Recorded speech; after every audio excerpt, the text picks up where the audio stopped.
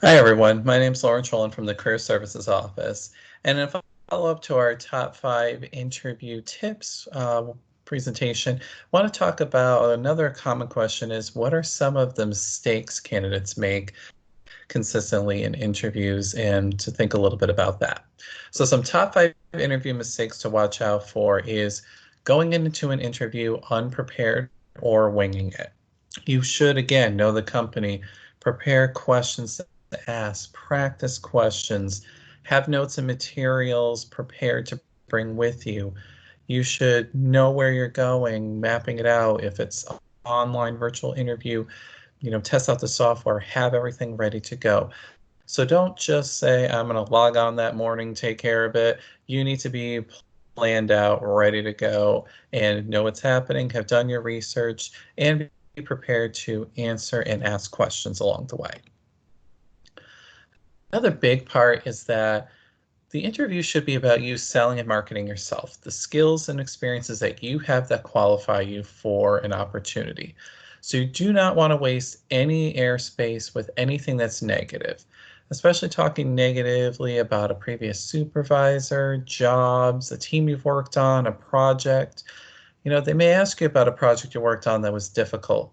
Don't waste time talking about, the group of people that weren't great on the team, this person slacked off or anything like that. Keep it general. Say that there was problems with the project, but talk more about what you learned from it, what you did, what the positive things you did and what you learned from it and how you'd fix it in the future. Don't waste time talking negatively about anybody or anything because it's not only going to waste valuable time, it's going to reflect poorly on you as a candidate, and most interviewers don't like to hear those sort of negative comments. Another part is sort of related to preparing, but not focusing on your verbal and nonverbal communication skills. So these are the things that employers are going to be using to make their snap judgments about you. First, with the nonverbal, whether it's in person or video over the phone, they're going to be video or in person. They're going to be looking at what is your attire? Are you dressed professionally? What is the background that you're in?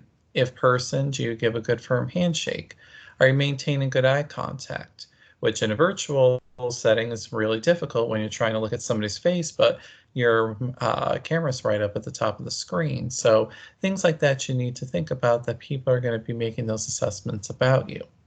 But also your verbal communication skills. A lot of this comes down to from lack of practice. So things like stammering, verbal fillers like uhs or ums and likes, rambling on too long, so on and so forth. Those sorts of things come up from lack of preparation. But biggest part is know the audience, get a feel for the person that you're interviewing with, match to their communication style, and make sure that you're presenting yourself professionally and appropriately throughout the interview. This kind of goes into not bringing or underselling yourself. This comes up a lot. Way too many candidates think, oh, I don't have experience with this. They want somebody with X, Y, or Z years of experience, and I haven't done that yet. Way too many entry-level candidates underestimate and undersell themselves. As long as you're not being arrogant or bragging, it's fine. If you've got an experience, don't hesitate to explain it. Just give a good example and description, and it'll show that it's a true actual skill set and experience that you have.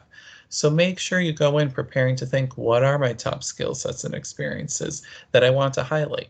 Don't worry so much about the things that you may not have experience in, but find similarities, find areas that maybe you do have experience that are a little different. Maybe you weren't the manager of a department, but maybe you led a project team in a class project. That can still show leadership skills. So make sure you bring it, that you're prepared, professionally attired, ready to go for that day, and ready to sell and market yourself appropriately. And finally, mismanaging interview follow-up. So as said in the previous video, you need to make sure that you follow up after an interview with a thank you note, know what the timetable is, and inquiring. But things that can be mismanaged here is either forgetting to send follow-up, which is a big negative and does not set yourself well up professionally, but also being overly aggressive. So If you send a thank you note, a place told you, we'll let you know in 2 weeks. You followed up after 3 to 4 weeks and they said, oh, we don't know yet. If you keep following up repeatedly over and over again, or overly aggressive emails, or calling them consistently, then obviously we're taking following up too much and mismanaging that. And that can obviously be a real turnoff to employers. Or consistently asking about the salary over and over again and asking for changes to that information. So being too forward on that can also backfire. Really, you just need to make sure you send a thank you note, follow up appropriately, and if they say they're not ready at this time, give them some more time to go over and get you some more of that information. So just make sure that you stay in contact with them in a reasonable time frame. So again, take a look at our website for additional details, our packet and web resources, and you can schedule a virtual phone appointment to talk about interviewing in general, or of course, to set up a practice interview after that general interviewing session by calling 508-531-1328. Thank you, and we look forward to working with you soon.